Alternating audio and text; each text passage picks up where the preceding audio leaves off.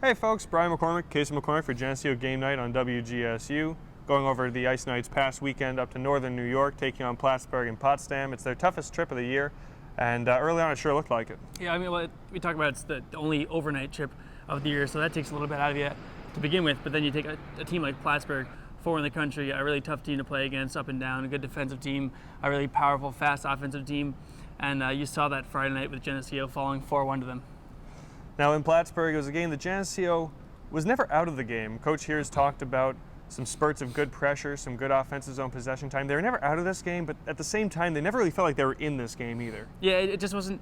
I mean, we talk about Morrisville, how explosive Geneseo was. It was just kind of a blasé, really disinterested kind of game. We talk about the mistakes they made on the power play, the mistakes they made on the penalty kill. We knew that special teams was going to be a big thing this weekend, especially in Plattsburgh, and it took some bad penalties. Some of the officiating was a little bit rough, but like we talked about, they were on the on the kill for the majority of the second period, giving up some bad chances on that, and they gave up a goal on the power play, which really hurt them, obviously. But just like you said, they had really good spurts, as Coach here said, but just like you said, they really weren't the same confident team we saw last weekend against Morrisville. But we did see Friday night a continuance of the strong play of Stevie Collins. Stevie Collins, probably Geneseo's best player, definitely their best forward. He was able to score that night. He was able to create offensively through the offensive zone. He was one of the few. Yeah, I mean, that line of Brickler and Collins, as we saw also Saturday night, they're just so quick and so smart with the puck, and they create something out of nothing so much. So it's really, really gratifying to see a guy like Stevie Collins play so well so early in the season with a guy like Tyler Brickler, because the two of them are really going to do good things this year. Now you want to talk about Tyler Brickler. Let's move to Saturday night. Geneseo a 4-1 win in Potsdam. Talk about getting right back on track, walking into a hostile environment in a brand new building, or a new refurbished building in Potsdam. But as nice and sparkly as the building was, this was a rough and tumble game, and Geneseo played it that way. Yeah, well, I mean, they knew they had to play the physical game that Potsdam plays, and Potsdam isn't going to finesse you. They're going to get in the corners. They're going to try and get under your skin, as you saw, and a guy like Jake Rivera. But Tyler Brickler used his speed, his agility to score 2 highlight reel goals, and Geneseo kept their heads, didn't stay out of the box, and I think they did a good job Saturday night doing that, playing the game that Potsdam wanted to play, but playing it better. Brian Standemir also adding a third period goal and then empty netter to ice it. He might have put it best in our post-game interview here on WGSU when he said that they wanted to try to run us out of the building, and we weren't going to play the game that way. And one of the reasons Geneseo had success, not only what Tyler Brickler was able to create, not only what Ryan Standemir was able to create, but you also look at Brian Howdy, a strong performance after playing the second half in Plattsburgh, came into Potsdam, he was lights out.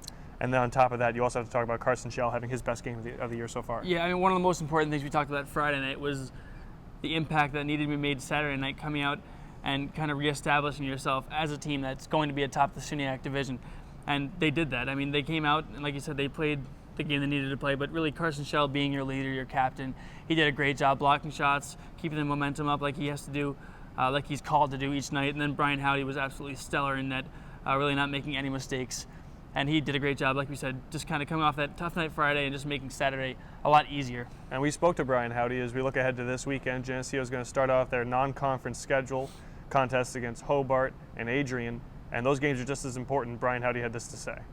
Oh, it's huge. I mean, we have Oswego coming up on Friday. I think these next 2 games are going to set the tone for that.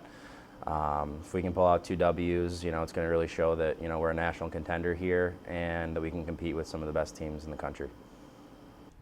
That's Brian Howdy. He's absolutely right. For Geneseo this upcoming weekend, taking on number 8 Hobart, taking on Adrian, 2 teams that maybe not national competition for Geneseo in terms of how they can stack themselves up, but definitely teams that are going to be challenging for tournament spots in the spring.